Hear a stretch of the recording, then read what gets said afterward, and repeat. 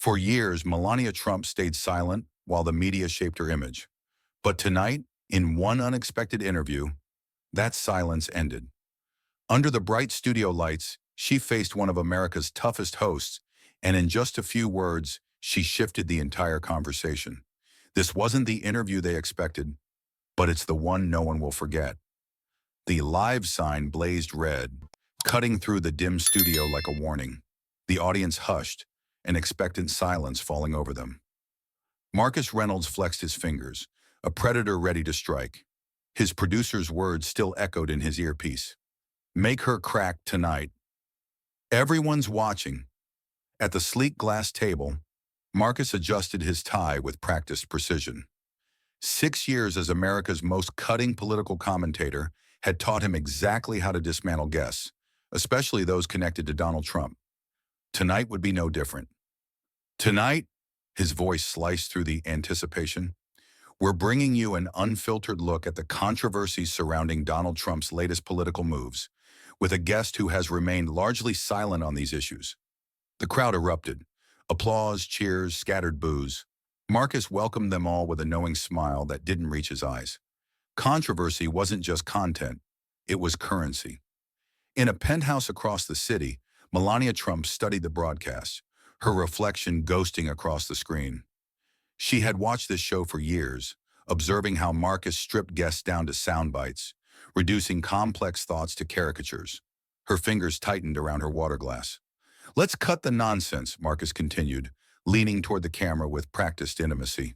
We all know Donald Trump thrives on controversy, but these latest statements, even his most die-hard supporters, might have a hard time defending them. A graphic flashed, Trump. Unfiltered and unhinged? Melania's lips pressed into a thin line. Not anger, calculation. For years, she had remained quiet, watching, learning the patterns of media manipulation. People mistook her silence for weakness, her accent for simplicity. Tonight, she would make them reconsider. The studio felt colder up close, designed to unnerve guests before the cameras even rolled. Melania moved with measured grace to her seat, the weight of assumptions heavy on her shoulders. Trophy wife, silent partner, complicit observer. Each step was a reminder of narratives written about her by people who had never truly listened to her. Mrs. Trump, thank you for joining us, Marcus began, his smile sharp as a blade. Let's start with your husband's recent comments about immigrant communities. Many have called them divisive, even dangerous. The trap was set immediately. Defend and appear tone-deaf, or criticize and betray her husband. Melania had seen this technique deployed countless times. Context matters, she said simply, her voice steady. Inside, she thought of the hundreds of interviews she'd watched, each one calibrated to extract the most damaging possible response. Donald speaks plainly about real issues. That directness is why many Americans connect with him. A flicker of frustration crossed Marcus's face, the first crack in his veneer. He hadn't expected composure. The producers in his earpiece urged him forward. Push harder. But surely you must recognize that language has consequences, he pressed, leaning into her space. Melania didn't retreat. Years of cameras analyzing her every expression had taught her control. He singles out problems, not people, she replied, her accent more pronounced but her voice unwavering. Marcus shifted tactics, sensing the ground slipping beneath him.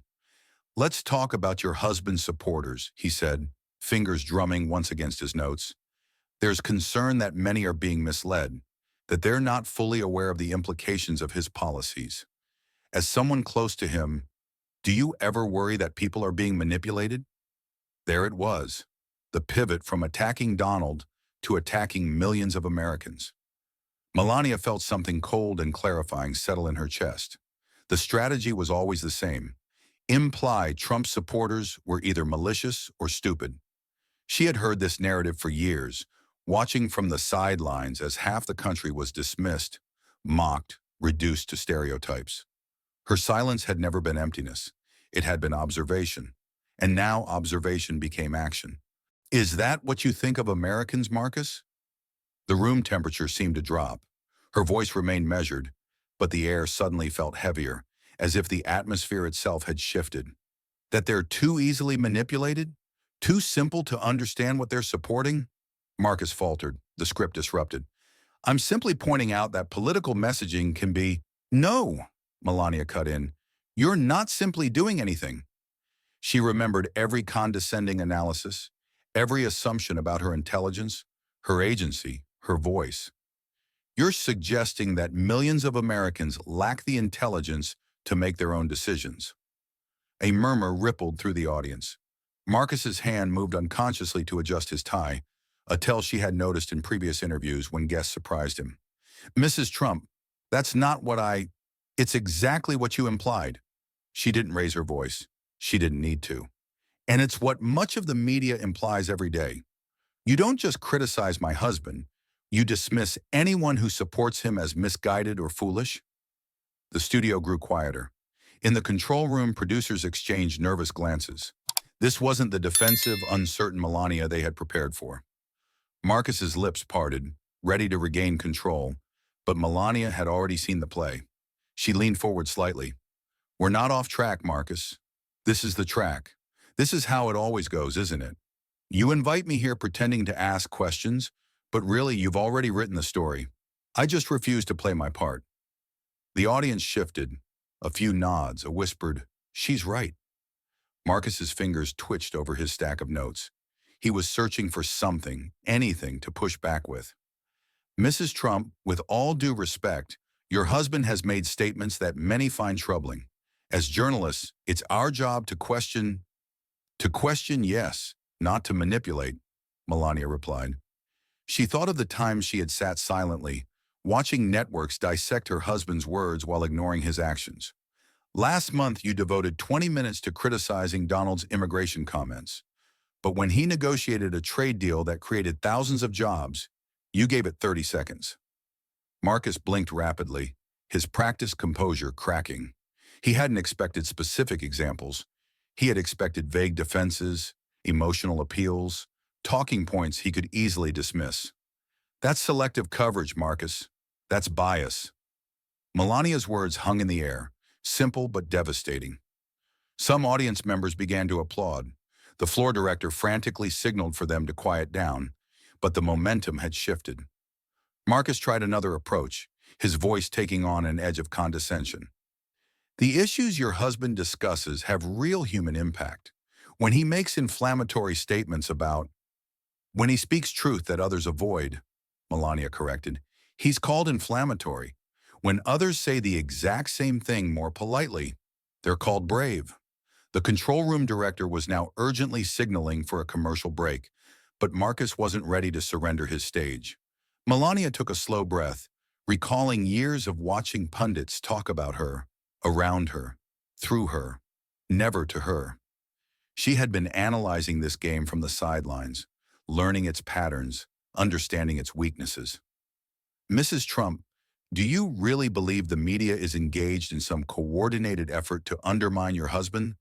Because that sounds more like paranoia than...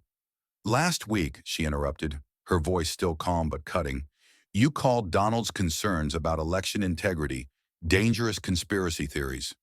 The same day on this very network, another host praised Stacey Abrams for raising similar concerns about her election. Explain the difference, Marcus.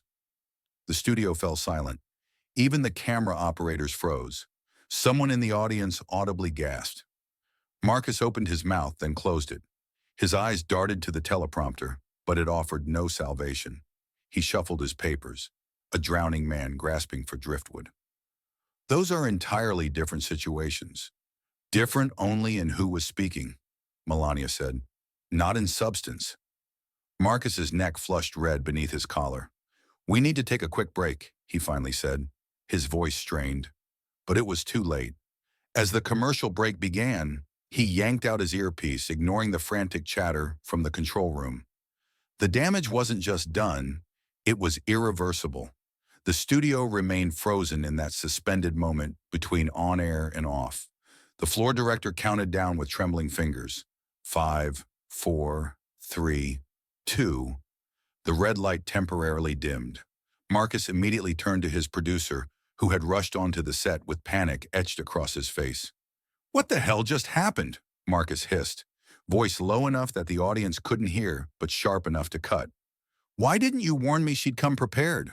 The producer glanced nervously at Melania, who sat calmly adjusting her sleeve, as if this were nothing more than a casual conversation interrupted. "The network's watching this live," he whispered.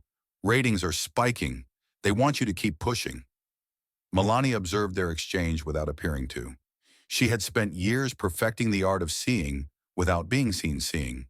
The whispered panic, the frantic gestures from the control room, these were the moments that never made it to air, the machinery behind the performance. A makeup artist approached tentatively, offering a touch-up. Melania declined with a gentle shake of her head. Unlike Marcus, whose sheen of composure was cracking, she needed no adjustments. The floor director signaled 1 minute. Marcus straightened his jacket, the movement sharp with irritation. He leaned toward Melania, his smile tight and false. "We'll shift to discussing your charity work after the break," he said, clearly attempting to reset the conversation to safer ground. Melania simply nodded once. She wouldn't telegraph her next move. The live light blazed again. Marcus snapped back into character like a mask being reattached, though now the edges didn't quite fit. "Welcome back to our exclusive conversation with former First Lady Melania Trump," he said, voice smooth but eyes wary. "Mrs. Trump, let's talk about your recent philanthropic efforts." "I'd prefer to finish our previous discussion," Melania interjected. "Not a request, a statement of fact. You suggested my husband's supporters are being manipulated. That deserves a complete response." The audience stirred. This deviation from script, a guest refusing a host's attempt to change topics, was unprecedented, especially from a woman the public had been trained to see as passive. Marcus's jaw tightened before he forced another smile. "Of course, though I think viewers would benefit from hearing about your current projects as well." Melania thought of the countless times she had watched guests accept these pivots, surrender their ground, forget the original question. Not tonight. "They would benefit more from honest dialogue," she replied. She remembered the headlines over the years, the assumptions about her intelligence, her agency, her voice, all because she chose when to speak rather than performing on command. "You asked about manipulation. The real manipulation happens when media figures like yourself decide which stories matter, which facts to emphasize, and which perspectives deserve respect." Several audience members nodded, no longer performing for the cameras but genuinely engaged. Someone called out, "Let her speak!" Marcus's neck reddened slightly, a flush creeping above his collar. His fingers gripped his pen with white-knuckle tension. "Mrs. Trump, I assure you we strive for balance in our coverage." "Then why?" Melania asked. "Did your network devote hours to anonymous sources claiming Donald said something disrespectful about veterans? But when 20 named officials denied it, you gave it no coverage at all." The specificity caught Marcus off guard again. His eyes flicked to his notes. Useless now. He had prepared for generalities, emotions, vague accusations, not precise examples with dates and figures. That's a matter of journalistic judgment," he stammered. "We have to evaluate sources and anonymous sources that confirm your narrative are treated as gospel," Melania said, her voice still measured but carrying to every corner of the silent studio. "Named sources that contradict it are ignored. That's not journalism, Marcus. That's activism." The audience erupted in applause. Louder this time, more unified. The control room exploded in frantic discussion. The director's voice cut through the chaos. "Do not go to commercial. This is gold." Marcus felt the ground shifting beneath him. Everything about this interview, her composure, her specific examples, her refusal to be redirected, contradicted the narrative they'd built around Melania Trump. He tried one final tactic. "Mrs. Trump, you've been largely silent on many controversies. Some might interpret that silence as tacit approval. Why speak out now?" It was a desperate pivot, but Melania didn't hesitate. She took a moment, letting the question settle, making the audience lean forward. "I speak when I have something meaningful to say," she replied. "Not to fill airtime, not to generate clicks.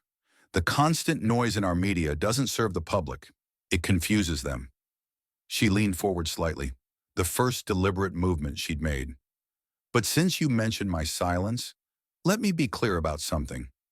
My silence is not consent. It's judgment. I observe, I consider, and I choose my moments carefully. The studio had fallen completely silent. Even Marcus seemed transfixed. The media has created a caricature of my husband, she continued, her accent more pronounced as her intensity grew. They've decided who he is, and no amount of evidence will change their minds. They've done the same to me and to anyone who supports him.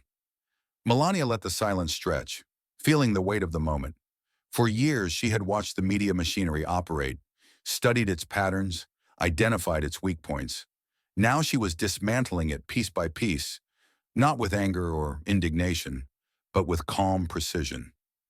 This isn't about left versus right, she said, her voice softer but somehow more commanding. It's about truth versus narrative. You ask why his supporters stand by him? Because many Americans trust what they see more than what they're told to believe. Marcus recognized he was losing control completely. In his earpiece, producers weren't even trying to redirect him anymore. They were just watching in stunned silence. Mrs. Trump, he said, voice tight with forced calm, I think you're painting a very one-sided picture of media coverage. And you don't, she countered. Every day on this show, you present a one-sided picture of my husband, his administration, and the millions who support him. The difference is, I'm acknowledging my perspective. You present yours as objective truth. The audience was fully on her side now. The moment had transcended politics. This was about something more fundamental, about being seen, about being heard, about refusing to be reduced to someone else's convenient narrative. Melania let the silence settle, her gaze sweeping across the studio. The cameras were still rolling, but no one moved. No one dared. Because in the end, she said, her voice softer now, but sharper than ever, this was never about my husband. Not really.